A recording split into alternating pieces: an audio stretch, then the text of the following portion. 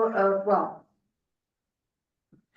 actually, first, Cynthia, do you want to give just a couple of house rules to start us off? And thank you all so much for being here. I know everybody moved schedules around and just made this happen, and it's come together in like 4 days. By the way, my name's Mandy.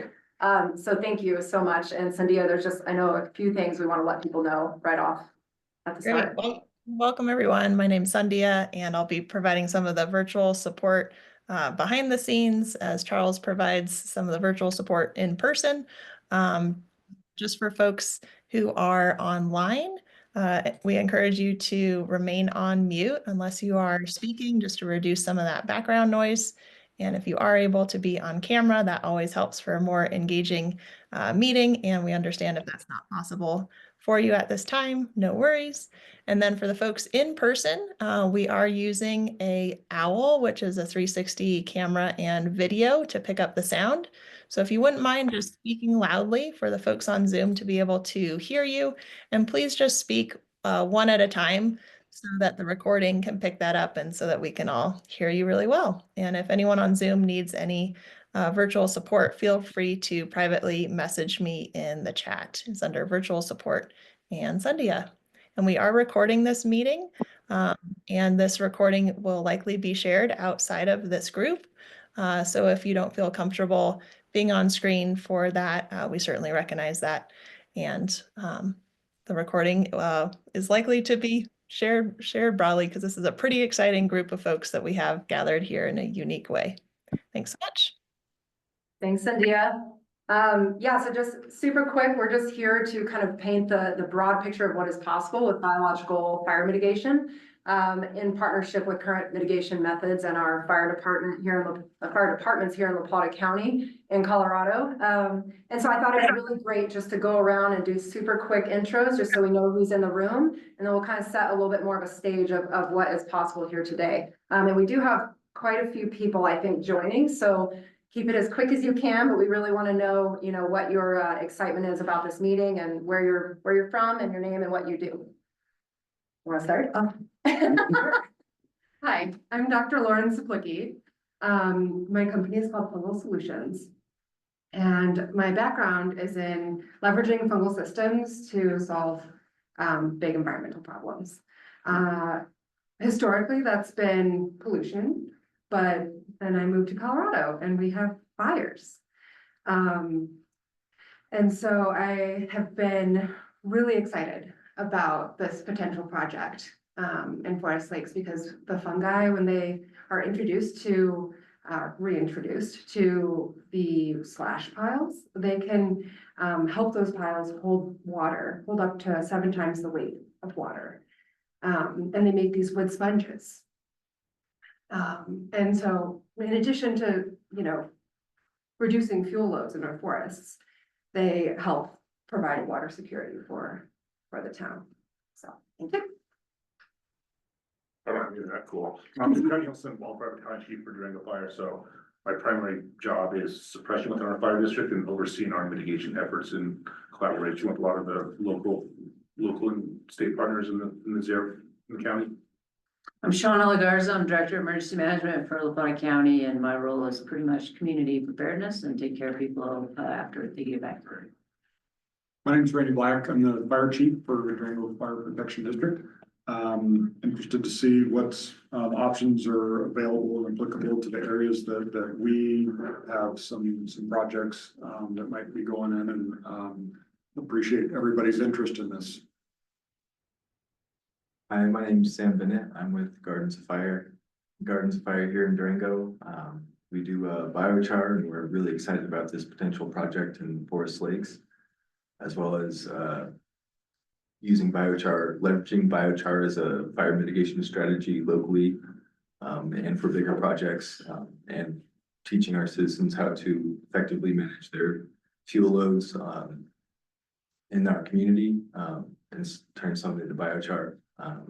Biochar is pure carbon, and it can really help revitalize our landscapes and heal our forests as we employ these mitigation strategies. More human disruption, it's good to have a tool for the soil that is always working, always attracting microbes, attracting water, can work with the fungals, and holds compost and holds our soils together. So yeah, we're focused on education around biochar, but also, yeah, getting into really important community projects like this, because it's a very big educational opportunity for our town. Thanks. So thank you. Hello, I'm Charles Bennett, Sam's brother, co-owner of Gardens of Fire. He does most of the operations, the brains behind it. He's got all the technical expertise. I'm doing what I can to support. Right now, this technical stuff, my full-time job is a software engineer. So just trying to leverage my skills in the best way I can to help mitigate fire. Thank you.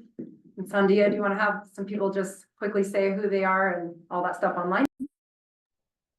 Great, absolutely. Okay. I'll go to Andrea, and then Paul, and then Alejandro, and then Corey, and then Tony, and then I'll provide the other folks next. Right, I'm Andrea Malmberg, and I had the pleasure of doing some guiding of holistic management with Mandy. And so we've just continued the conversations, and she reached out to me, and I am a hub leader for AVI. It's a savory hub, and so we do training and ecological monitoring and facilitation, and I think more importantly, really using the holistic management decision-making model to create consensus around really thorny issues, as well as create really good policies that everybody is motivated around. So thank you for inviting me. I guess I'm up. I'm Paul Valdez. I'm with Upper Pine River Fire Protection District. I'm the wildland coordinator here. I was introduced to this organization via Paul Black on my right, who is our board president, and he'll introduce himself. But yeah, I've had a couple meetings with this group up the project area, and yeah, it sounds very exciting. As Paul said, I'm Paul Black. I'm Upper Pine River Fire Protection's board president, and I kind of stumbled upon a meeting a year or so ago in the county building, and they had a presentation about regenerative kind of practices that have to go along with our forests and different mitigations. And at that time, Upper Pine was pretty heavily involved in large scale mitigation with mechanical processes, and it really sparked an interest in me that maybe we can kind of break this cycle of continuing multiple big mitigation projects with maybe adding some of this regenerative process into it. We have a project going in Forest Lakes right now, and with Upper Pine and the Forest Lakes folks, they've been really great to work with, and it's kind of sparked an interest. So it looks like we kind of have a pilot project area to get everybody involved to see how we can kind of paint the picture of how this could work, and then hopefully get some better, maybe just kind of start getting it worked through the processes at the county level to the state and to the federal, that that this process can really work, and it's actually a better cycle for us here.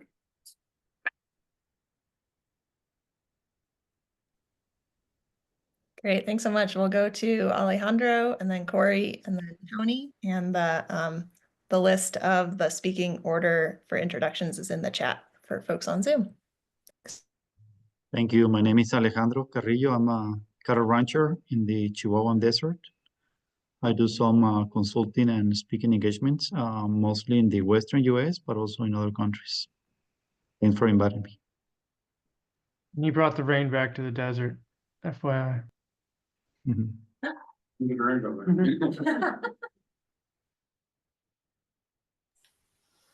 My name's Corey Griffiths. I'm the district manager of Forest Lakes, and I'm actually quite excited to see what this project can do for my neighborhood.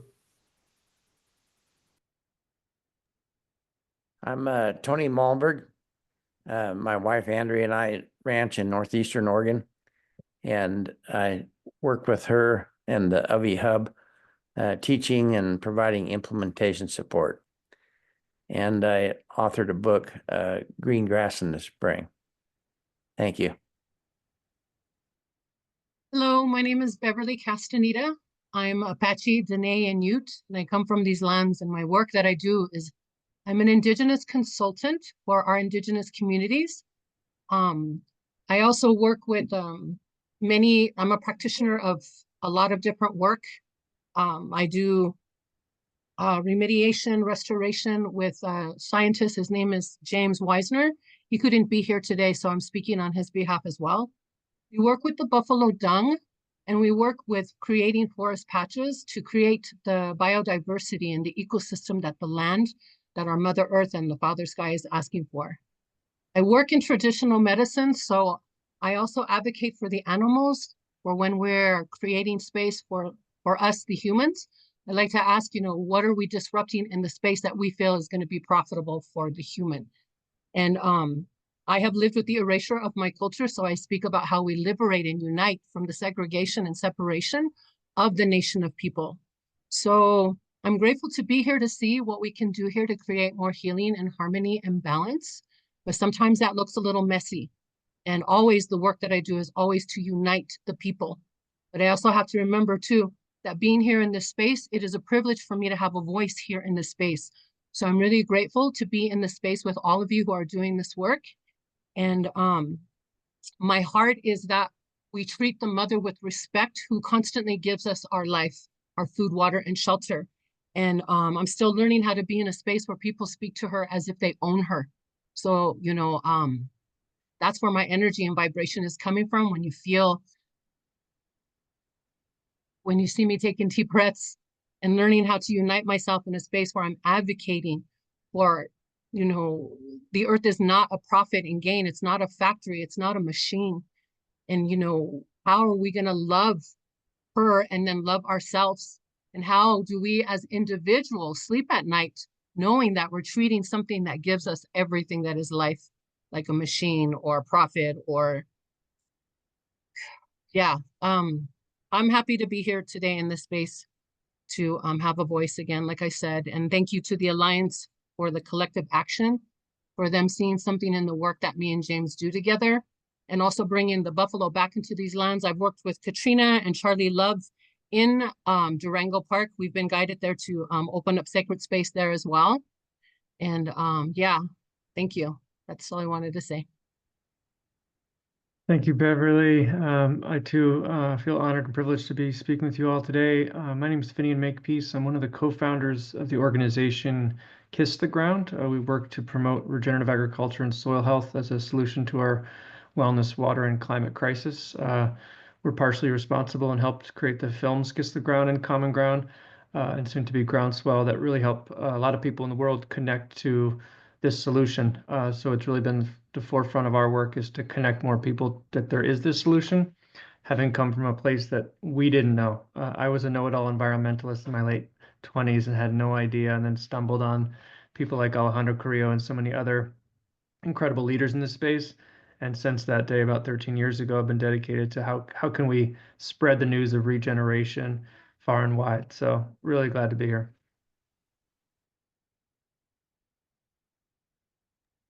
Thank you so much, Finian, and we'll go to Darlene next.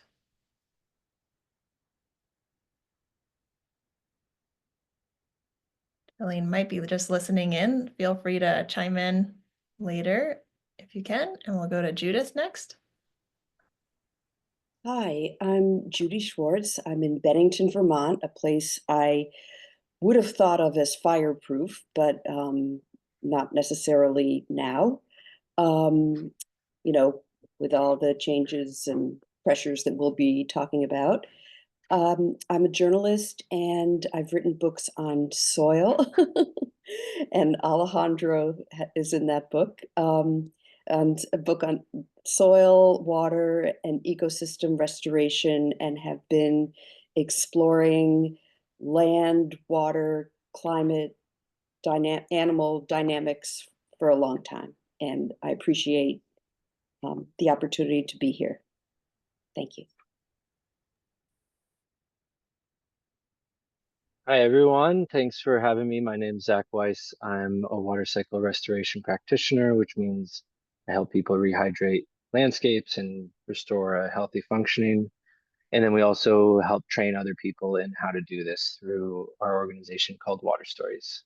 Also films and videos all about people restoring and making resilient and vibrant, healthy landscapes. Yeah, hi, my name is Peter May. I'm the fire chief and program director for E3 KFM, Kundalini Fire Management. We began wildfire mitigation back in the 90s, 98, and have paid attention in a sense to how that affects the other parts of the environment. And we've got into then stream restoration and utilizing fuel reduction with that process. And then we've been adding our awareness to restoring the fungal network, as well as the beaver populations, which have been reduced significantly here. And by the way, Beverly, when we burn, we have the wild bison return. It's very interesting. And so what we're working on now is a perspective where we're endeavoring to restore the watershed and the hydrological cycle. And we're working with the Forest Service here, and hopefully soon the U.S. Fish and Wildlife Service, as well as BLM and the Great Sand Dunes National Park. And I'm in Crestone, Colorado. Thanks for having me here.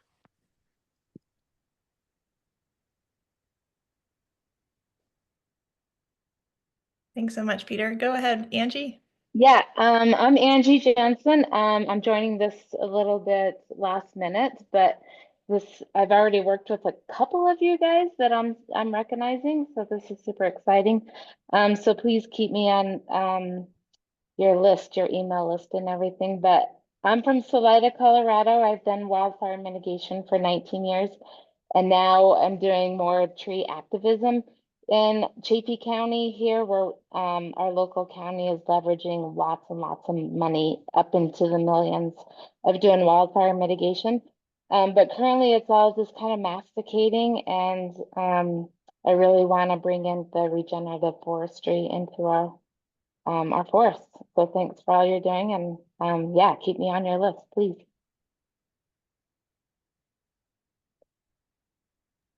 Thank you so much. Go ahead, Kim. Kim Ryle. We'll circle. Oh, there you go. Thank you. Just listening in, representing Green Bison Digital, a climate-focused digital marketing agency, and working with the Alliance for Collective Action. Wonderful. Thank you. Adrian. Hi, I'm Adrian. I'm co-owner of Durango, which is a business in Durango. We just have like 70 goats that we bring around Durango to do fire mitigation, fuels reduction, with the mindset of like trying to remove while also giving back. And we are going into our 4th year of business. So we've learned a lot and we're still learning. And so we're trying to see how we can best be a part of all of this. Amazing. Thanks, Adrian. And Ryan's internet is a little bit slow right now, so I'm just going to go ahead and read his intro. Ryan Lowe, he's sitting into this meeting wearing the hat of a farmer and rancher in Mancos, Colorado, and he is excited to see how a regenerative farm and ranch can get involved and support this project, as well as apply what is learned to the land that they are working with. Thanks for being here, Ryan. And we'll go to Jonathan. Hi, my name's Jonathan, and I co-own Durango with Adrian, a regenerative grazing business that manages fuel loads and helps rejuvenate and manage the land in the Durango Four Corners area. I spent 4 years as a wildland firefighter, and I basically learned that, you know, about the absolute necessity of fire mitigation and doing it in the right way versus trying to do band-aid solutions. And it's kind of a chance that I'm here right now because my, you know, so many like influencing factors. Like I had a flight to Houston, which is delayed because of snow, where they're getting more snow than we're getting in the Durango area, like, just some very apparent impacts of climate change. And right now I'm staying in Will Hoyt, Arizona. If for those who don't know Will Hoyt is a small town about 20 minutes south of Prescott. And just another 20 minutes south of here is where the Granite Mountain 19 lost their lives.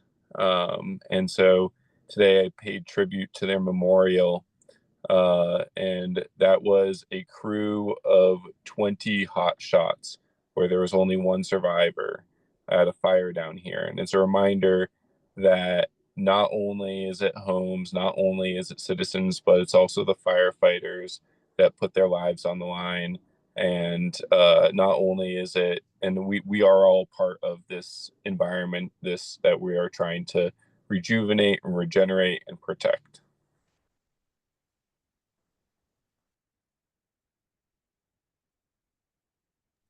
Thanks so much, Jonathan. And we'll go to Richard and end with Madeline.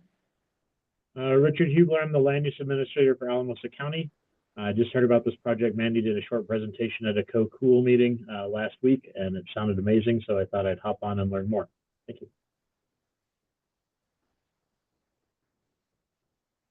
Hi, everyone.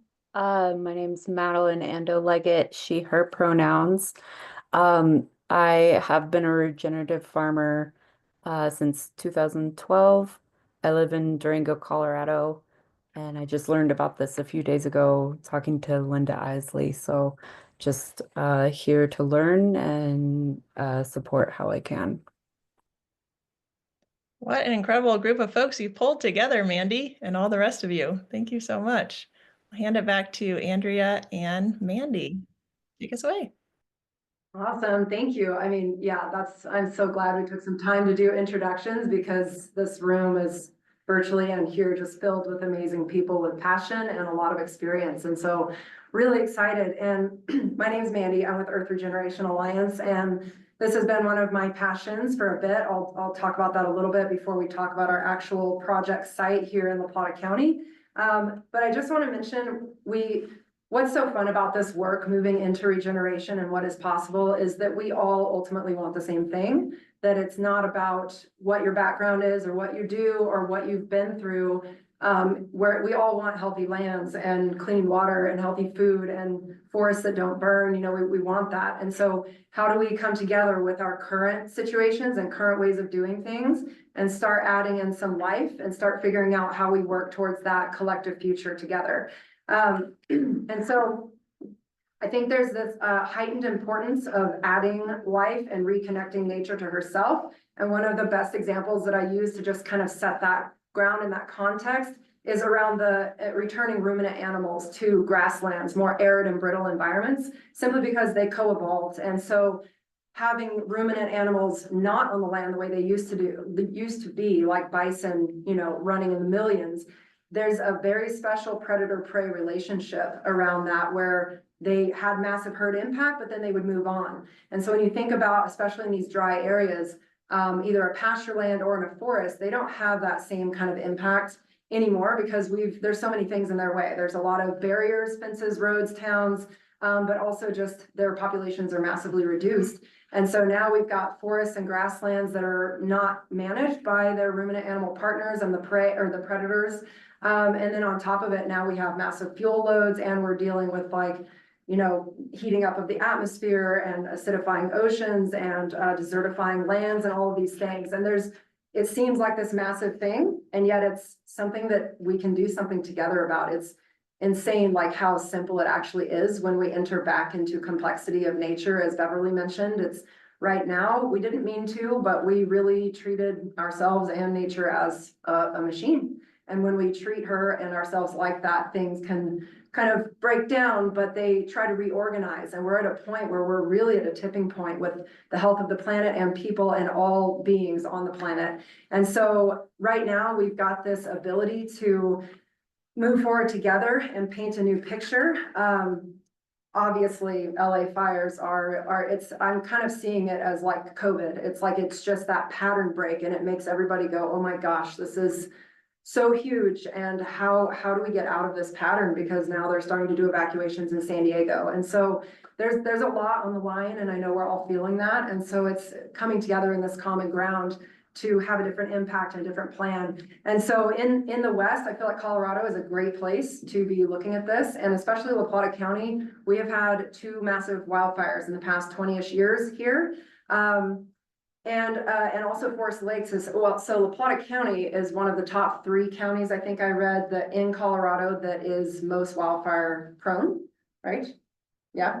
And then Forest Lakes is an area that's very high danger in terms of wildfire as well. And their community in general, they've got fire evacuation routes everywhere, but they've got a lot of pine trees. And so I know that there's concern there. I've even noticed, and I'm guessing this is part of it, but I've noticed that real estate prices are lower in Forest Lakes. And maybe that's part of the reason why, because I've talked to some real estate agents, and people kind of get scared and they back out of buying a home when they realize like what could happen.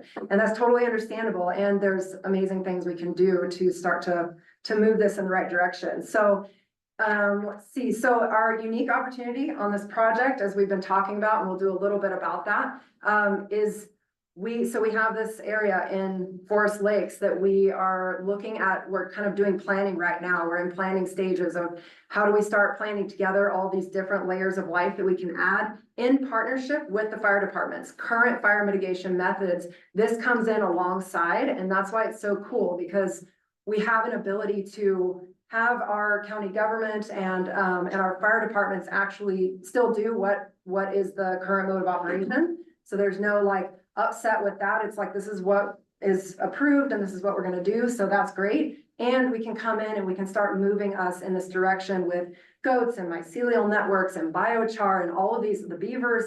We can start figuring out how do we do this awesome test site in a way that creates this visual, this very tangible piece where we can do baseline testing to start. How much carbon is in the soil, how much water holding capacity, biodiversity, all these things. And then we can show over time with more testing the amazing response of nature when she is partnered with again. And so we have this example to point to. And so I think it's a very safe place for everybody to kind of be like, awesome. We have Forest Lakes that's like, yeah, let's do this. And the cool thing is it's going to be beautiful. Because when for example, there's a big burn scar, like where one of the slash piles was burned. So as we move away from having to burn slash piles, and we utilize things like biochar and mycelial networks to start dealing with some of the fuel load that is coming out in the extractive way that we need to right now, that burn scar, we're already talking about all the layers of life we can add, and we're just going to have it explode into I don't know what, but it's going to be gorgeous. And so I'm like, to me, with everything going on in the world, this is like one of those unique moments in time. We have the teams here, we've got the fire departments, and our county is open and wanting to see what this is all about. So I really want to put a lot of focus on this, where I would like to get national and global attention on this as a project site for how we can transition, start stair-stepping our way into what it looks like to start doing more life-based mitigation. And we can even we're talking about an interpretive park. We're talking about doing educational panels so that people can actually check this out. Obviously, this is going to be in partnership with Forest Lakes Metro District, making sure everything is good for them. But it's a very exciting project, and we're just really excited to talk more about it. And so as crazy as this might sound, I really kind of feel like this is so tangible because of the numbers that can be coming off of this land when we do this regeneration, that I think this is that doorway into what is possible for life on Earth as we move forward. Because regenerative agriculture and food systems and all of these things, we know how good they are, and yet our systems make it to where it's really hard to move into that. And I think this is that door. So I'm just so grateful for all of the experience and wisdom that we can just combine together and figure out how to do this. So I don't even know where we're at on time here. Let's see, we're at 4 o'clock. Let's see. So I would love to just set it up for a few of our project people to talk about what they're doing. Just as a quick little background, this actually started as a regenerative landscaping project because I was trying to get my HOA to stop spraying 2,4-D on our land. And so that was kind of the direction we were heading. But then our fire insurance in September of 2023 at our HOA went up 10 times. We went from like 135,000 on our property to 1.2 million. And so all attention, I mean, it's another example of like all attention went to that. And it was like, our HOA has money for fire mitigation. So I was like, great, I'm gonna reach out to our chief, Randy Black. And that's what I did. And thank you so much for being like, yeah, come and talk to us. And that provided us a pathway to move into presenting at the Wildfire Advisory Board meeting for our county. That was last May. And as Paul Black mentioned, that was where he just happened to stay after another meeting. And he was like, this sounds really cool. And we happen to have like grown up together too. So it's really cool because I'm back home and that's a fun connection. But we're kind of talking about, okay, what could this be like in our forests? And then that's what led us to Paul Valdez and the Upper Pine Fire and this partnership with Forest Lakes Metro. And so we're in that phase right now. And I think it's a really fun thing we could do together to plan this and do events for the community so that we can, instead of like thinking it's scary and what are we going to do to mitigate, instead it's like how can we do that and how can we focus on this, because this is exciting and people are coming together around this. That's why this meeting just blew up. It's like I'm like, yay, like this is so great. So let's see, I think that was kind of it. And I think I would love to have everybody just give like a quick 2-minute, and you all kind of already introduced what you do. So maybe just talk about the project and do like a 1 or 2 minute. You want to start? Sure. Yeah. I'd like to share some like really cool news that I recently found from my friend on the Front Range who's doing this. My friend and colleague Jeff Ravage carried out one of these fungal fire treatments in combination with a fuels reduction strategy, and it actually stopped a wildfire. The fire department in Manitou Springs was able to like get it under control. And so I want to have that technique iterated here. And I want to start with Forest Lakes, the most vulnerable of our developments. And yeah, I think that this project has the potential to be more than just fire mitigation. It can turn it into like an opportunity for fire mitigation park. Like they could have a trail with mushrooms, because when you inoculate or when you add these fungi to these wood chips, when you can add it to wood chips, you can add it to slash, you can add it to downed logs, and over time, you get mushrooms. And so the first couple seasons you get mushrooms, and when it's in mulch, the 4th season you find soil. So we did a study, our pilot study for this project was done in Pikes Peak National Forest. We had about 4 cubic yards of wood chips. Here we'll have a lot more. Like you could almost rent out that slash pile that we're looking at. But it showed we saw the bed depth decreased over our control without mushrooms. And the picture to the right has some mushrooms already growing out of it. So that slash pile was set to cure, to dry out before it's burned. Some take up to 3 years, depending on where they are. And in that time, we can have it mostly turned into soil. And we can have that wood hydrated too. Could you go to the next slide? They also increase moisture holding capacity, as well as like they decrease the dry material. So we have the fungi just like going throughout the substrate, the wood chips, and they're breaking it down and sweating. And so when you have this conversion to forest soil over 4 seasons without additional water. This landowner was in Pikes Peak National Forest, and that was super remote, and he wasn't gonna go out and water these wood chips. So it would start out with collecting fungal mycelium that are locally adapted. Then mulching it, or mulching the wood, or rearranging it in whatever way makes sense. And then we'll leave some moisture sensors in the piles to make sure that they're actually holding water. Thank you. And just as a little baseline too, when you think about the US, on the western side, we're more in a brittle tending environment. This is Savory Institute Holistic Management stuff. And so it's like here, we can have a slash pile sit for years and it doesn't do anything. And it's because we don't have consistent moisture at the soil surface level. And so it's not going through biological breakdown. And so that's what's really cool about this, is we can come in with biology and inoculate and do all these cool things and kind of help reconnect that natural cycle, because we don't have these other cycles in place. So it's helping to restart ecosystem processes. All right, and then we have, let's see, Adrian and Jonathan, do you want to do a quick thing? I know Jonathan you and Adrian, you both kind of already talked about it, but maybe a quick thing about our project site. Yeah, if I can, oh, is that me? I can share my Okay. screen. Go for it. Okay. And then Jonathan, if you want to unmute yourself, you can chime in. Okay, are you guys seeing this? Yep. Okay.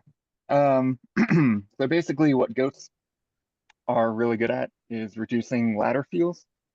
You can see in this picture here, like basically what I learned from researching was, and I'd be curious like what Beverly knows about this, but my understanding is that Gamble oak forest, which a lot of what we're talking about is like Gamble oak mixed with ponderosa pine, that used to burn at least every 10 years. And so now we're like 100 years of fire suppression. So all of this undergrowth is just kind of thick, and that creates a ladder fuel where if a fire came in, it can easily spread to canopies. And the goats will just clear all of that out pretty much. So this is kind of like a before and after. And so they're not chainsaws, like we still often have to like get them to, we have to follow up with chainsaws to like remove the thicker, woodier stuff. But this is kind of like the two different, if you have a forest floor fire, it'll just burn everything on the ground versus spreading to the canopy. That's what we're trying to prevent. And I know Lauren was talking about like water holding capacity in the soil, and that is something goats can increase to. Beverly, is that a hand? Okay. You chime in. Yeah, so thank you. I just want to say that my work that I do with the scientists is more about the spiritual aspect. Like when we see a bunch of fires, what is the fire speaking and saying? It actually unites the people. It unites the people to come together and do this work. So I'm learning from the science perspective. Mine is I channel the messages of what the fire is. Like it brings the people together to do rebirth and death. Are you learning the things that you need to learn to make the changes in your life so that you are more freer in what you're doing? So that's my work when I'm chiming in with the scientist. He'll talk from the science perspective and I'll talk from the interpersonal, internalizing medicine that we all have a responsibility to. But the land teaches me how to do this. So I'm always learning. And I thank you for asking, Cool. like what I would do in those spaces. So thank you. Yeah. Yeah. Yeah. Yeah, then this is like just more pictures of. Yeah. Do you mind if I speak on that, Adrian? Yeah. Yeah, first off, thank you for that insight, Beverly. And as far as these pictures go, on the left, you can see it's an aerial photo of this from a fire in Idaho. And, you know, in the two rightmost sides of it, so you can see where it was burning deep in the ungrazed sagebrush, and then in that middle section is ungrazed, it's a crested wheatgrass. And so you can see that it's burned pretty dark and heavy, and it's really burned down through it. And then that thin white line that you see dividing the ungrazed and the grazed is just a fence. So we're talking about the potency of having grazed land in a like in grassland, as far as like a fire traveling through grassland. Like in some areas it's literally stopping, in others it peters out into that patchy mosaic pattern is what you're looking for a healthy burn. And then even then you can see later on at some parts it just stops. And that's because you know, like you can hold tens of thousands more gallons of water in like in your acres, in single acres, just because they are grazed, just because they are well managed. Never mind, and that's, you know, we're talking about grassland, never mind in forests that can have rain cycles. And these gamble oaks, they outcompete themselves in these forests. They outcompete themselves to a point where they create this even greater fire danger, because, you know, they start growing and growing, then they outgrow themselves, because because we have drought years. But with a little bit of management, we could prevent, you know, these like dead tops of all these gamble oak forests. That can all be prevented just by managing them, by allowing them to create canopies instead of just like becoming scraggly bushes that have produced too many leaves for itself to manage. You know, we can bring in the goats into the Forest Lakes area, and instead of what the current situation is that there's along the line of houses, a lot of it has just been mowed down. And the thing is that that doesn't really do much against it, because they're still going to come back, and they're still going to keep growing up and still being at that scraggly level. But what we want to do is we want to manage that area, because it is a good fire break. I'm not denying that. But what I would also like to do is create another buffer before that, that can kind of function as an area that can display what a really well managed forest is actually going to look like, you know, so that we're not going to leave the Forest Lakes people out to dry on that important fire mitigation zone, but we're also going to show what it can be. And by displaying like gamble oak forests that are well managed by ruminants, and this would be a reminder of what the forest would look like if like fires were coming through and knocking out the bottom foliage, and if you did have herds of elk coming through and grazing it down, like as if no one lived there, or as if the natives lived here, as if there wasn't great development there. We're going to try to replicate that and get the land to manage itself. That's our goal. Thanks, Jonathan. Thanks, Adrian. That's perfect.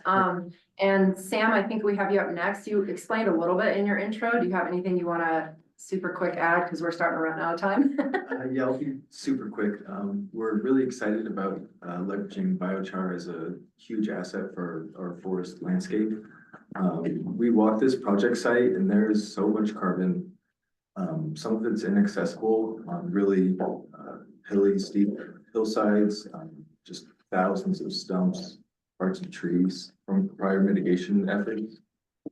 That can all be split up amongst uses for chipping for the fungals, for I'm sure the goats will attack other parts of the forest, other parts of the gamble oak, but we can, however much would be necessary for the benefit of the project, we can basically make tons and tons of biochar, which biochar can hold, just like fungals can hold 7 to 9 times its weight on average in water, and biologicals, microbes. So it's very important, and it's coming online as a really valuable solution being used all around the world, and it's empowered through proper strategy and mitigation techniques carried out over time. And so we're really happy to start exploring these. I do want to note that we have a plan to use the conservation pile burning strategy on site. So no equipment, no digging, just finding a flat spot, stacking it a certain way, lighting it from the top for the lowest emissions possible, minimal smoke.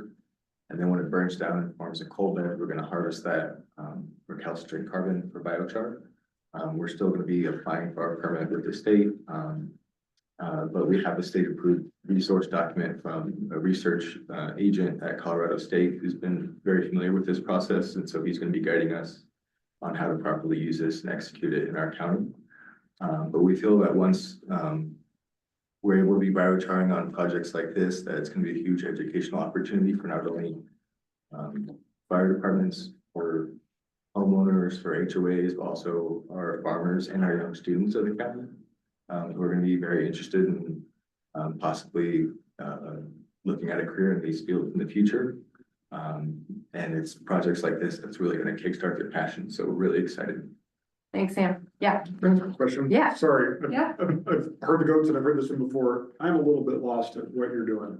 So this burns down, and then how do you tell me how you harvest? Do you then extinguish the coals so you've got them to use? Yep, you could just quench it with water. Okay, and then what do you grind it up and then redistribute it? I don't have a visual on how that piece gets used, I guess. Yeah, so it's a long-term soil amendment that is as strong as compost and actually holds compost. So we're not just making charcoal, we're clearing out everything from the carbon to where it's a hollow form of carbon. Basically the exoskeleton of carbon that's very beneficial for microbes, for surface area, and for water.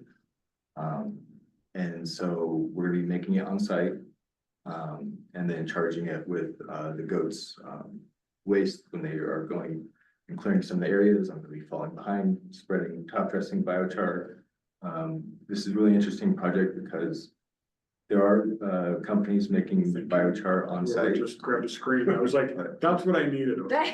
Sorry, I'm like kind of a visual guy. Yeah, It's what is- like, I saw the pictures, and now I'm like trying to process. So that's actually helpful. Whoever posted that, thank you. Yeah, so that's raw biochar. You can purchase it in store, very expensive, but the solution for our farmers, and no farmer can do that right now, and stay in business viably.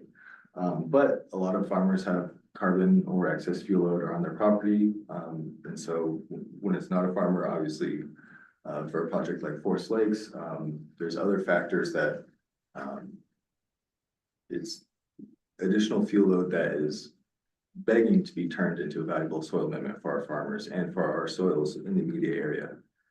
So we will be making it on site, charging it with the goat waste and blending it with the goat waste with her fungal solutions, working it in through a reseeding mixture with Katrina's company. She does organic landscape management. And then there's a couple other ways that we're interested in. There's a burn scar that's about 20 feet wide that we want to see how quickly we can rejuvenate with. In Forest Lakes. Lakes at the edge. Yeah. Just on the edge of the educational park area is this 20-foot burn scar. That's a huge educational opportunity to show these are past mitigation techniques, and these are the results. And while it had to be done, this is what we want to avoid, because those can sterilize the soil over 10 feet down, causing many corollary problems to pop up in the future that you're going to be tackling through compacted soil, loss of life, no water holding. It just destroys the soil structure. Yeah. What is your capacity for harvesting biochar post-fire? So take the mitigation piece out. About 30, are you talking about for? I'm saying if we have a wildfire carbon somewhere, how can you go harvest that?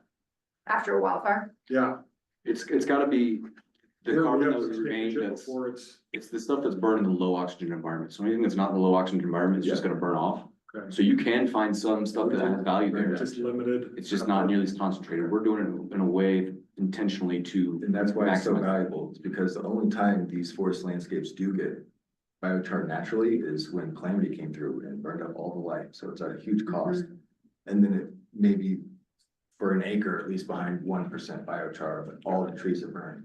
And It's that's a terrible also, ratio. and that's also a slower, like the more natural burn, not, so it's Right. like we're trying to do this The balance lower of mitigating, yeah, Yeah, exactly. 'cause when the whole canopy's on fire, there's no oxygen from the ground level up, and that stuff just burns quicker than it's all ash. Yeah, And so we're replacing, taking out the wildfire while still getting the benefit and using that as our tool and solution for the future going forward. Thank you. I And appreciate biochar is that. really, I sorry for not being clear. No, everybody here may know, Just- I was just well, like, it's seeing a only because picture. we had met Yeah. before, and Yeah. we had met before, and had met the And goats. talked to John. So I was like familiar with this, we'd use the goats, I was like, I am lost on this, so I Yeah. appreciated the picture and the explanation. So biochar also ties into, the carbon credit conversation that's popping up in many towns, areas of the world. let's send out some info about that. Yeah, we'll send. Cause yes, it's exciting. Sorry. Yeah, no, you're good. But the carbon credit thing, I mean, there's so many potentials to like layer revenue streams with all, I mean, it's awesome. And One yes, more thing. yep, quick. So the biochar is just like a very small powder. And it can enhance the water holding capacity. So when you've got drought years like this, we haven't gotten our snow back. So it's gonna be a pretty tough water year this next year. So we can sort of buffer our system against that at Forest Lakes by sort of lining underneath and around, lining the wood sponges with biochar. And there's also the potential to bring in, ooh, that's a really cool picture. We should not be getting off on this tangent, but that's just showing up in Boulder County without, That's from our last, yes, yeah, without ruminant animals on the land and that connection, and then those winds blasting through, it's just, and then that farm on the right-hand side, that's where it's intact. So that amount, we're losing that kind of topsoil. And there's also an aspect too of like the fuel loads that are coming out and how we can kind of separate them into different local uses. There's also timber age systems, so we can do local building materials here. Like, how cool is that? So it's just a huge local economy piece. Okay, so Peter May, like 1 minute. You and I have been texting. Can you do a quick thing from out in Crestone? Here we go. As a firefighter, our main priority is life safety. I think most of us know that in that realm, but we also wanted to increase the health of the forest system and the grasslands. And so what we embarked on was how to reduce fuels in a number of ways, which I'll get into in just a sec, but also rehydrate the area. We do burn piles. We do prescribed burning. We do alternatives to prescribed burning. We are using fungal treatment. We have a project we just did where we did fungal treatment. We did beaver dam analogs. We got trout to come back. We did mushroom nurseries. They all started, all of these things are coming together now to rehydrate this one particular place. And the way we did it was through the work of Suzanne Simard, finding the historic reference trees, feeding them particularly, and Emily Fairfax to bring the beavers back to rehydrate. We start by mapping the elements on the landscape and then look for the nexuses. And so to see where our actual activities are going to be the most well received and we get the most benefit. So hopefully that sums it up. Thank you, Peter. And I know, I'm sure everybody's swimming with some questions too. I'm hoping you're writing them down so we can kind of get through some more. And we are trying to save some time for some conversation and questions. And one last thing. We needed a benchmark, so we created the Biodiversity Initiative, which is a list of all the native plants and animals anyone has ever seen. So we do have some kind of benchmark to measure upon. So there we go. Thank you. Awesome. Thank you. Let's see. And so we'd love to show from Water Stories. There are 2 links we want to show, but I think we're going to just do the first one. If we can do that, and I'll give us a little bit of a baseline, and then we'll move into some of the speakers who are online. How's everybody doing? Does this sound fun? All right, I'll play it. If the Zoom doesn't hear the noise with the sound, just let me know.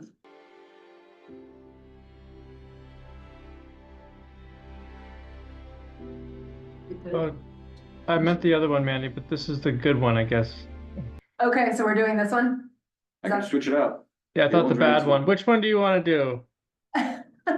Good one. The bad one, the good one.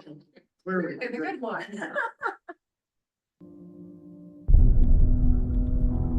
There we go. That one? Okay.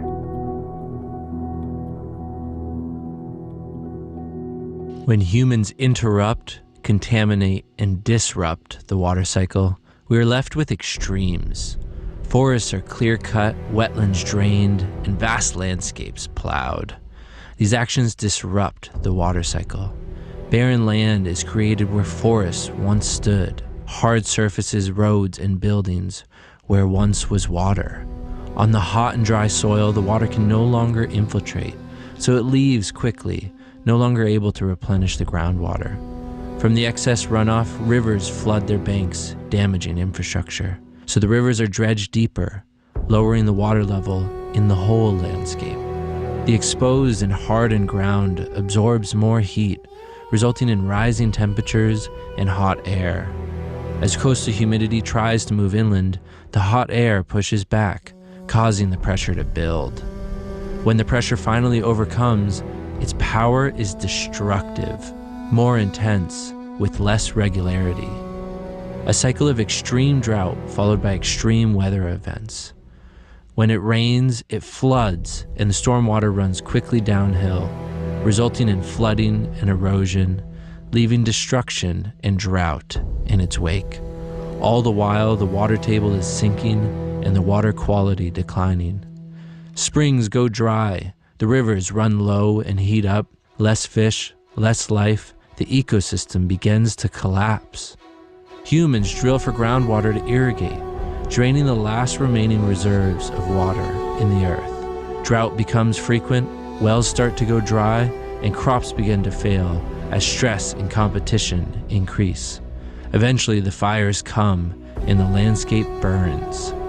Desert is all that remains from a once lush and thriving landscape. This is a cycle of extremes and destruction, leading to water scarcity, food scarcity, poor water quality, disease, famine, war, stress, and angst for the future. As the Earth's biomes desertify, the climate becomes increasingly inhospitable and erratic. This watershed death spiral makes life harder for all of Earth's inhabitants.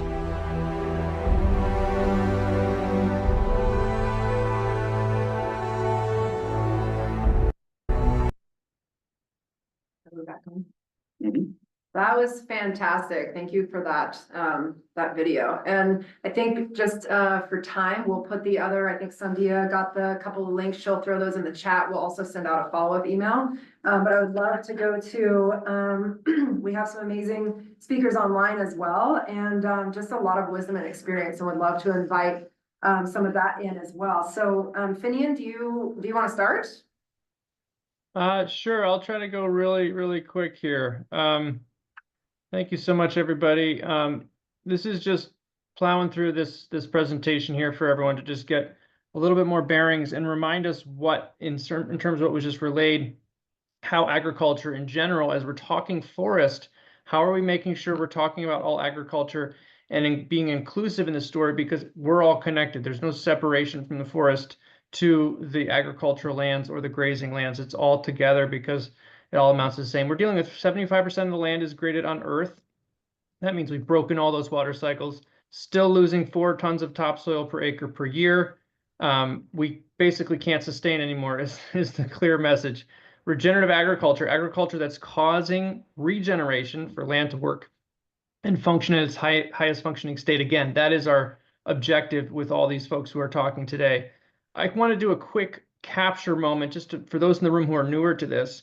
Soil, where does it come from? This is really important for us to remind ourselves, where does the carbon in the soil come from that makes soil versus dirt? It comes from thin air. Plants are pulling carbon in the form of carbon dioxide into their leaves, connecting it with hydrogen and oxygen, creating carbon sugars, leaking those sugars out of their roots to feed microorganisms in the soil. So you can't have soil without a covered planet of living plants pumping that living substance into the soil to feed the microbes who create what we call the sponge soil that is made of. So 30 to 40% of the sugars created by any plant are being pumped, leaked into the soil to create this sponge-like substance we love that makes soil able to hold, like an aggregate like this, up to 80 times its weight in water. So that is carbon glued. We pump the carbon in there, and now this functions as a super sponge, nature's super technology, resulting in a net carbon gain, because if you have plants covering the ground, all of that carbon that's coming up from the organisms eating the carbon in the soil, life eating life, you're capturing that carbon, pushing it back into the ground, creating a net carbon gain. You also get a net carbon water gain because the aggregated soil, the glued together soil, is able to hold more water for longer periods of time. The plants are then able to photosynthesize for longer, transpire that water, creating the small water cycles. The other runoff that you just saw in the video is happening there. This is what agriculture looks like in general when you're seeing bare soil. For all of you firefighters, all of you people who are working in the forest, seeing bare soil cannot be something that we consider as normal anymore. We have to denormalize seeing bare soil anywhere, because what it means, it's perpetuating drought and then perpetuating the potential for fire. So tilling, the same thing. Overgrazing, overrest, planned grazing. So a reminder, 40% at least of our rain is supposed to come from these small water cycles where plants are transpiring and seeding clouds and creating this amazing thing. I want to talk about the cooling. That's what I was saying. Agriculture is all connected here. When we look at the vast spaces of bare ground, we're creating a heat vortex. This is a fun example. It's a 67-degree day in California, not very hot. The leaf temperature is 59.7. Paper temperature is 89 degrees. The bare soil temperature was 138.2. So remembering when we're talking about a macro climate scale for Colorado or West Colorado, wherever you guys are, all of this bare soil is creating this huge thing. We saw it in the video, but that temperature difference of almost 80 degrees is insane to think about. That's what's happening. It's cooking all the microbes, it's killing the soil, but it's creating this huge, huge heat vortex. It's a reminder of California's dehydration. Colorado the same. It's been dehydrated. We don't know the extent to which, 300 years ago, what it looked like as something now. It's been, all the trees have gone, all the things that you saw in the video have happened. This is the degenerative water cycle, more bare soil, more evaporation, more runoff, more heat island, more drought. Regenerative is more cover, more infiltration, more cooling, more plant aerosols, more cloud formation, more constant rain. This is from a friend, Michael Kravkick, who's a huge water paradigm expert, showing what using fallen logs in a forest, when you're doing the forestry stuff, building these smaller dams that are not about creating huge reservoirs, but are about slowing and sinking water, can be such a huge impact for rehydrating landscapes. And the great Judith Schwartz is here today, so I wanted to share one of her quotes. Is the condition we call drought something other than the absence of rain? And indeed, we know it is. It's broken soil. Healthy soil, just for an example, an inch of rain on 1 acre holds 27,000 gallons more if it stays there with covered with plants and with spongy, healthy soil. That's what you have. So that's all for me. I'll pass it to whoever's next. Thanks, Finian. Could you also I know this is kind of popping this in here, but Glenn Elzinga's email real quick, because I just liked what he said in there. I'm so sorry. All my things were running too slow. I'll open it up again and try to share it, but I had to close all my windows. So sorry. That's Everything okay. was running slow. Let's thank you so much for that. That was perfect. Let's pop over to Andrea Momberg. I would just love it if you would just give a little quick thing on the restoring salmon populations with cattle in Oregon. Sure. So I will just share my screen a little for just a couple slides. I was typing it in because it really fits in, I guess. Okay, I'm able to. Okay. It really fits into what Finian was talking about with temperature. And so this is an example of our place in Oregon. It was a June a couple years ago, the heat dome that killed a whole bunch of people. It was 116 degrees Fahrenheit. And you can see how smoky it is. So it was during the pandemic, but that's not why Tony's wearing a mask. So in another pasture that we have, so we talk a lot of course, soil needs to be covered, but over irrigating and compacting soil with water is also a severe problem. And so this middle picture, it has complete soil cover. And this is what it kind of looked like. So it's kind of like a brick here. Tony's usually a lot happier than this. I don't know why.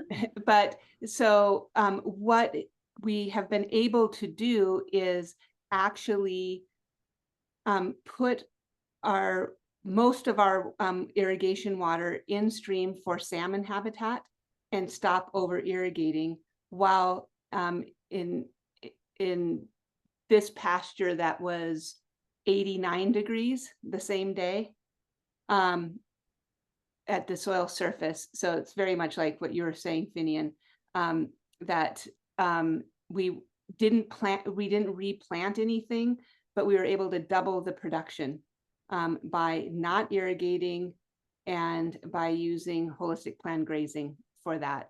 And so that water is being leased. So you're in a very different context in Colorado. We're in Oregon, where so much of our streams are being dewatered by over irrigation that are really not even adding any production.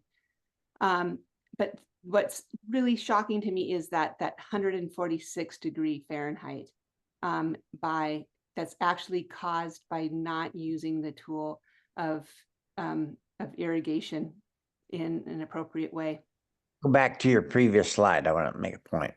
I was just going to say, do you want to make a Hey, Tony.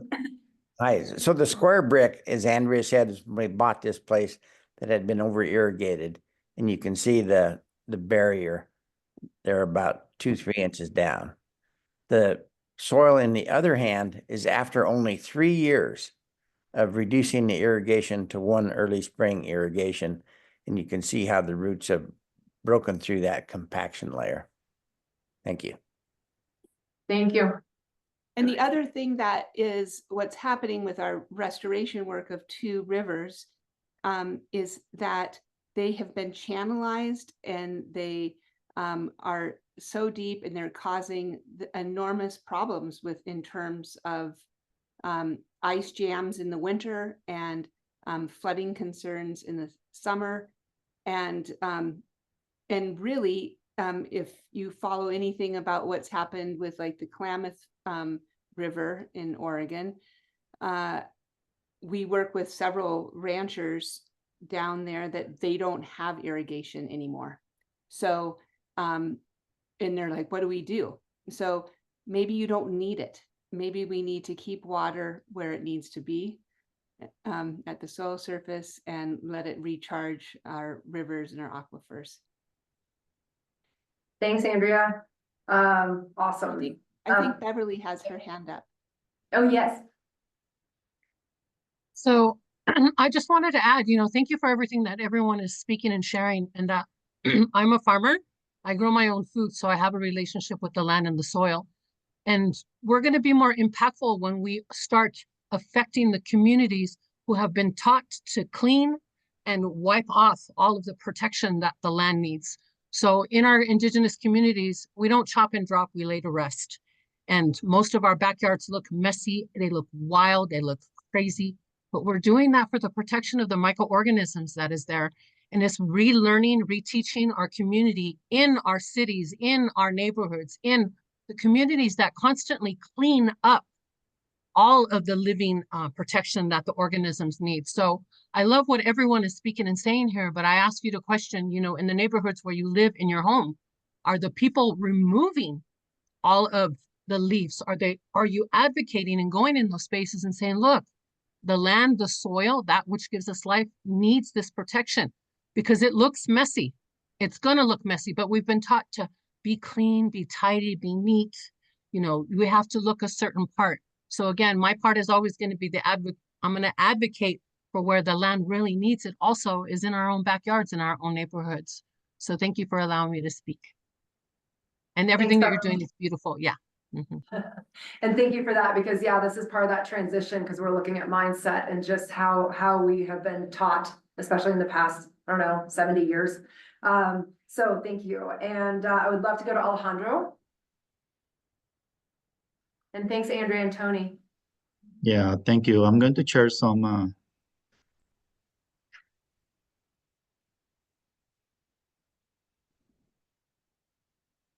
can you see my screen? Yes. Yeah, we are in the Chihuahuan Desert, which is the largest desert of North America. And I'm going to show you some images of what we have done with 6 to 8 inches per year.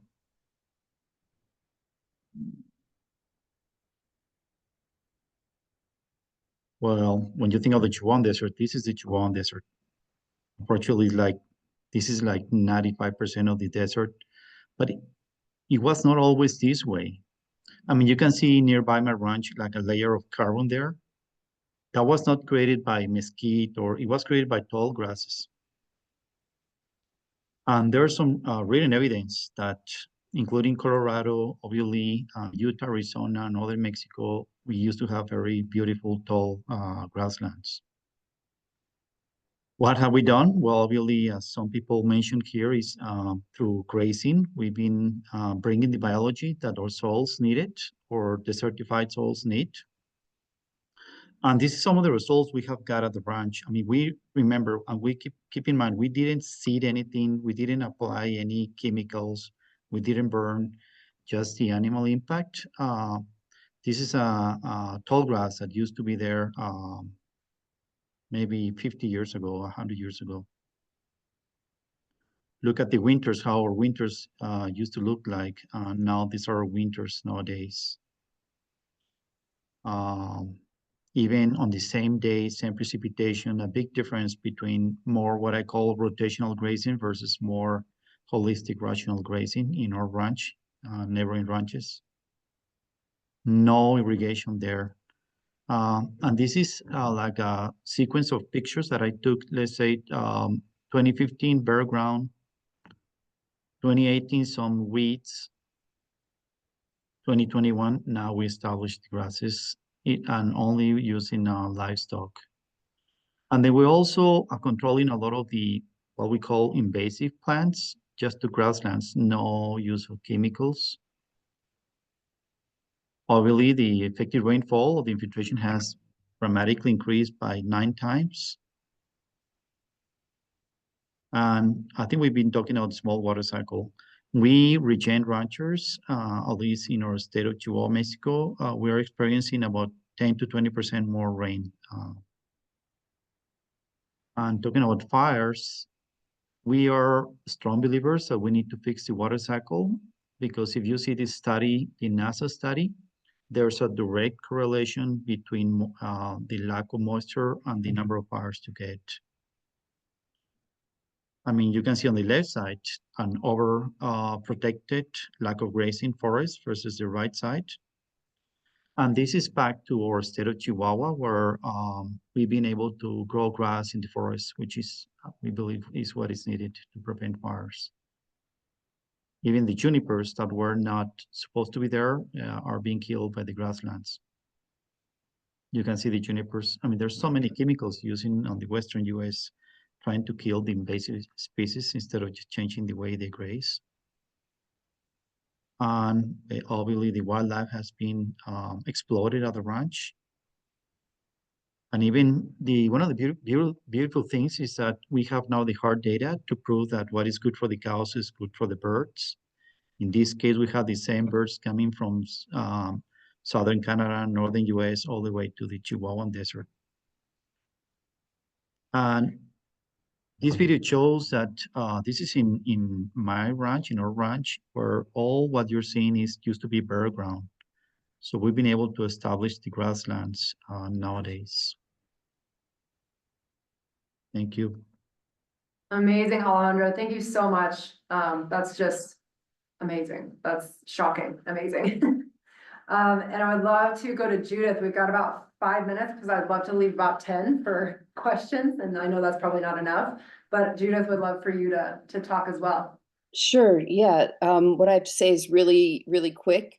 You've been talking about how the changing of mindset is so important, and just offering a framing. And this is something that Alan Savory told me, that's really stuck with me, and that is that, you know, if we can ask, why do we have fire in the first place? And basically, nature has a challenge of what to do with all the vegetation, all, you know, all the plants that are growing. Plants just can't keep growing forever. So that plant material needs to be broken down. So it can be broken down biologically, which is through animal digestion, animal impact, and fungal digestion as well, or it can be broken down chemically, which is by fire, and fire is very effective at breaking down plant material, clearly, or just having, just when plant matter just kind of sits there and oxidizes, it's very slow and it releases carbon and all of that, and covers the ground so that you get desertification. But anyway, I just thought that was a helpful, it's helped me think about fire, and so I wanted to share that.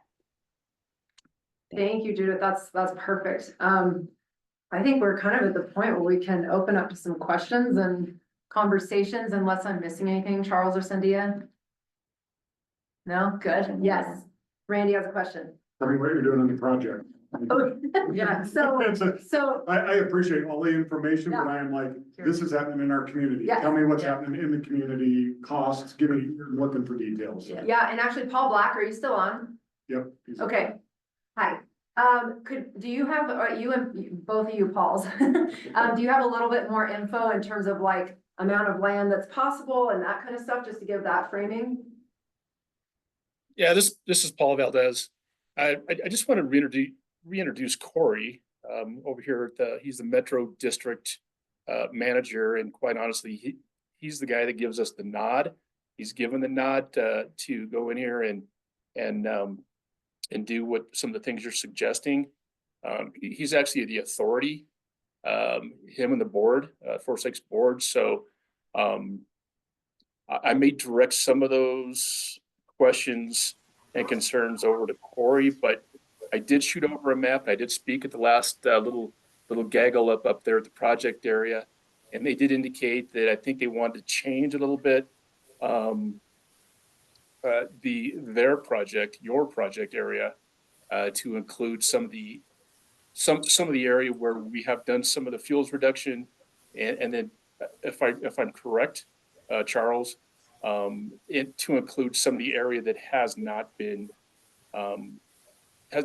touched by our equipment or any fuels reduction efforts.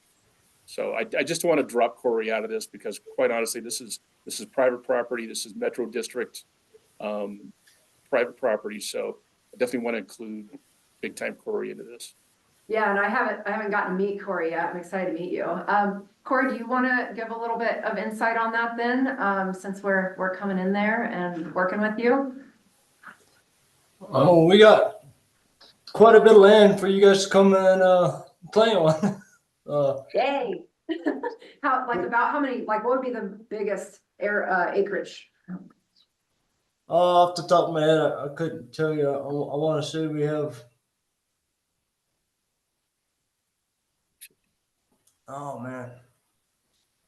I think that section's about 160 acres in there on that I was going to say, I parcel. was going 150. Yeah. Easy. Okay, that's perfect for just some framing, because the way we're seeing being able to do this project is there's like current, like the burn scar that Sam was talking about earlier. That's showing like the intense like current mitigation methods and what we could do there. So that's one test place. Then we have areas that are like, we were out there on Saturday and there's some hard compacted like equipment, road area that's kind of going through, and it's kind of cutting through. Yeah, I don't even know where it is on there, but this, yeah, here's some pictures and stuff as well that Charles can flip through. But there's an area where there's kind of like a drainage coming down, like a natural drainage, and then there's equipment road that's cutting across. So I was seeing that as a really cool place to potentially do some beaver analogs and other things as we start to build in like water holding areas, but it's still gonna flow through. And so we're just kind of at that point of planning, which we can all be, you know, kind of having some input and some ideas and questions around that as the team is planning this out. But then there's also areas that are completely haven't been mitigated at all. There's a lot of gamble oak in there. So that's where we could really show like the impact of the goats. So we're really just seeing this as like numerous different kinds of areas that have different levels of mitigation that we can try. And then we, depending on where we're at, who's involved, we can have different areas where maybe we try, okay, this area, we want to layer like every bit of life we can think of, the goats, the mycelium, the biochar, see what happens there. Over here, we like just do the goats or something, you know, because every single one of these amazing biological tools, so to speak, I don't like to call them tools because they're squishy, you know, living beings. But they're, they're going to have massive impact even on their own. However, I remember listening to the thing out in LA that one of the HOAs hired goats. I don't know much about it. I don't know how much. And I'm like, that's amazing. And I wonder if there's going to be some impact, even just showing a different kind of burn that happened there potentially, so like where it goes. So, and then you think about that, and now you add like 5 more fungal sprays, whatever we want to do, just see what happens, because life is going to respond and it's going to be amazing. So it's very much a trial thing, but we would love to speak with Corey more. I haven't gotten to talk with him, but how can we kind of find a space? Maybe we have like once a month that people can go in and actually like walk this tour, read, you know, some of the educational panels. I've got some connections for that. So it's really open to whatever the Forest Lakes Metro District is comfortable with. And then now that we're kind of like, okay, what is this kind of co-planning collaborative thing? What do we want to do? Because it's all possible. So I don't know if that helps, like kind of give some framing, but yeah, 150 acres or 160 to play with is really fun. So we're really appreciative. Yeah, And that hard pack road that you saw on there, that's actually our emergency evacuation route. No, not that part. It's like another part, the road like turns south. It's another one that's not very, it's been used some, but it cuts across a drainage. And it looked, but it's not the actual road. Oh, that was a machine trail. That was the machine trail used to. Machine trail. So yeah, are you knowing what I'm talking about now, Corey? Yeah, I know what you're talking about. Okay, yeah, so definitely not the road. We're not gonna do anything with that. Looks like Paul Black is gonna speak up, and then Finian has his hand raised as well. Yeah, so it just, where Upper Pine came into that is we're tasked with some monumental things here in La Plata County, all over, you know, California, everywhere, with mitigation, and insurance is a big thing. We're seeing residential people losing their insurance. So we looked into that, and I know the county's gotten funding, both departments have gotten funding for mitigation. And what we ran into is private property owners that have their one little small lot, maybe an acre inside of Forest Lakes or these other subdivisions, want to do mitigation far different than their neighbors. So we had a really big issue with checkerboarding going on, and we weren't getting effective mitigation stuff. So what we started looking at is around these big subdivisions, is it forest land? Is it BLM land, state land? Is it private land? And luckily Forest Lakes had this chunk that they had acquired for their evacuation route. So we started mitigating it to hopefully create a buffer from the forest and the subdivision. But the issue that we're running into is we don't want to have to continue to mitigate in another 5 years, go in there and cut down all the brush. And so that's why I think this could be a really great project, that we could implement some of this other stuff and get this healthy again to where it's going to hopefully be able to take care of itself. And I want to be able to show that we can, like, let's leave it, you know, kind of a test area where we don't touch, but then we do regenerative in. And that way we can kind of hopefully help pave the way, like I said, to the county, state, and then federal level, that we have some data that we can show really hard and fast that says, hey, look, these practices do work. How can we mix them in with kind of the standards, and how can we do add this all together? And hopefully it all comes down to funding too. I mean, let's be honest with this. We could have great ideas, but if it can't be put out onto the lands, or it's just not scalable, we have to think of that as well. So, you know, some of the drainages that we have issues, we can't get mechanical stuff in there. So can we fall these trees, put fungal treatments on them, create water barriers with it? That's a simple thing where we've always taken that material out before. So I think we can basically get a hybrid version of this, but we can also show real data of how it's helping the subdivision and the impacts. We're meeting our mitigation standards, and then hopefully we can get the insurance companies helping out on the insurance as well. So that's where Upper Pine came in and felt we've got to do something a little different, and then hopefully these added practices might really knock it out of the park for long-term solutions instead of just going over it again and again and again and not having much effect. So that's just where we came in with Upper Pine. So Thanks, Paul. Finian, do you want to pop in real quick? Yeah, really quick, right on. Awesome, Paul. That was totally great to hear. And it's so amazing that there's 150-ish acres to really go full tilt boogie on the experimenting with. But as someone who looks at the macro quite a bit and works with federal policy and other arenas, I'm very curious. Corey, you mentioned in the chat there's plenty of ranchers around the area. I would just push, because I don't know when the next time I'm going to speak to this group. I would strongly encourage for whoever can is to have some kind of communication go out where 6 or 7 of the ranchers or the people who are in charge of those ranches can get on a call, learn a little bit more clearly about regenerative, and potentially in the next year or two be able to start implementing it. Because if we think about the macro, there's only so much you can do with 150 acres that's surrounded by 17,000 acres of poorly managed. It's going to be a heat index, it's going to be a tinderbox, whatever have you. So I would really encourage that there's some methodology of getting those ranchers to be able to have some kind of email notice of, hey, do you want to speak with Alejandro, get him out there, do a workshop or whatever we can do. But you got to look at the macro when you have this great opportunity to hit a micro and really show multiple stacked things.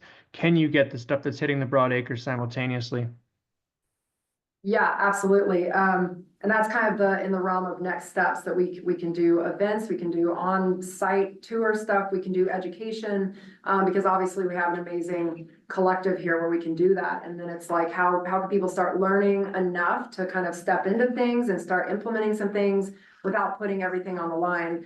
And that's where I've even started talking to local insurance agents as well. And they're interested. They just are like, I have no idea how I would be involved. But it's very interesting that reinsurance agents out in, Europe are looking at our county. I mean, our own fire department couldn't get insurance at the beginning, right? Yes.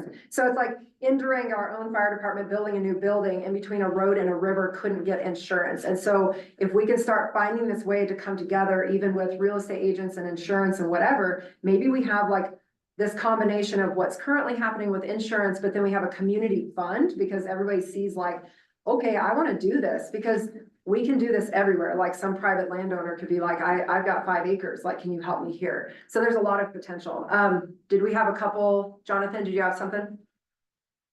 Yeah, I just wanted to comment on where a place where we can fit in. I noticed the area that we were looking at working on was the one that had already been done was phase 2, which is this like L shape up on the against the housing development. And there was actually like part of it on the top, the upper part of it actually goes through a like a river drainage, and that whole area was actually not even touched by the mechanical work because it just couldn't be accessed. And then that also got me into thinking is like, like why did we just choose an arbitrary point being like the line where the houses are to put our defenses on, when we can be like working from the way that working from areas that that should already be defensible, like that riverway, like that there's like a drainage there.